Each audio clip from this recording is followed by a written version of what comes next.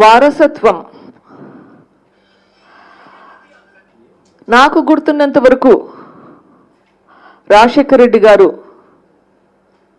వివేకానంద రెడ్డి గారు, పోనీ ఈవెన్ రాజారెడ్డి గారు, నాకు ఏమైనా అన్యాయం జరిగితే, ఎవరైనా సరే ఎవరికైనా అన్యాయం జరిగితే పోయి వీళ్ళ దగ్గర నిలదీసి గట్టిగా అడుగుతారు.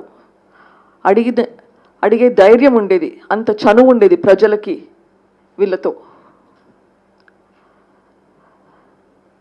నేను కష్టాల్లో ఉంటే అన్యాయం జరిగింది అని పోయి ధైర్యంగా చెప్పగలిగి న్యాయాని కోసం పోరాడి తెచ్చుకునేవాళ్ళు. ఒకవేళ పొరపాటున వీళ్ళు తప్పు చేసినా నువ్వు తప్పు చేశావు అని ధైర్యంగా చెప్పగలుగుతారు వీళ్ళ దగ్గరికి వెళ్ళి. అటువంటి రిలేషన్షిప్ ఉండేది రాజశేఖర రెడ్డి గారికి కానీ వివేకానంద రెడ్డి గారికి కానీ ప్రజలతోటి. ఇప్పుడు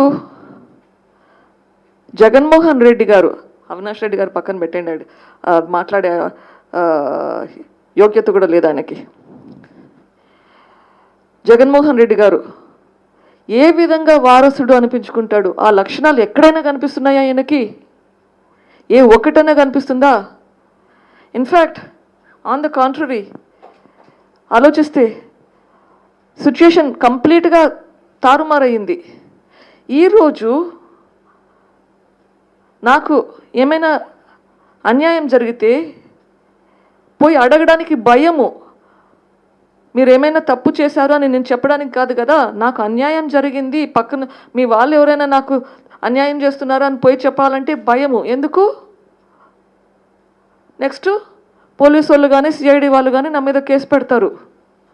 అసలు అడగడం కాదు కదా, పక్కింటో వాళ్ళకి చెప్పుకోవడానికి కూడా భయపడతాము.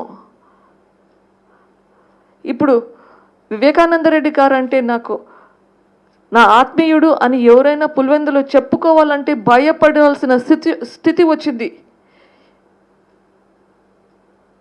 ఇదెక్కడ ఫ్రీడమ్ అండి? మనకు స్వాతంత్రం వచ్చింది 1947లో, కానీ పులివెందులకు ఆ స్వాతంత్రం పోయినట్లుంది. కడపలో ఆ స్వాతంత్రం ఉన్నట్లు లేదు. ఇప్పుడున్న పరిస్థితుల్లో మనం ఆలోచించేది కూడా కొంచెం ఆలోచించాలి. ఇట్లా ఆలోచిస్తే కనుక మళ్ళీ మనకేమన్నా అవుతుందా అని చెప్పి. ఇంత నరకం ఉండకూడదు. రాజశేఖర రెడ్డి గారు, వివేకానంద రెడ్డి గారు, రాజారెడ్డి గారు ఎవరైనా కానీ పోయి ధైర్యంగా వచ్చి పోయి మాట్లాడగలుగుతారు, నువ్వు తప్పు చేసావని చెప్పగలుగుతారు, పోరాడి వాళ్ళ హక్కులు తెచ్చుకుంటారు. ఇప్పుడున్న పరిస్థితి వీళ్ళెట్లా వారసులు అవుతారు? ఇది కంప్లీట్ ఆపోజిట్. కొంచెం అద్దంలో చూసుకోండి, మీరు వారసుల్లాగా కనిపిస్తున్నారా?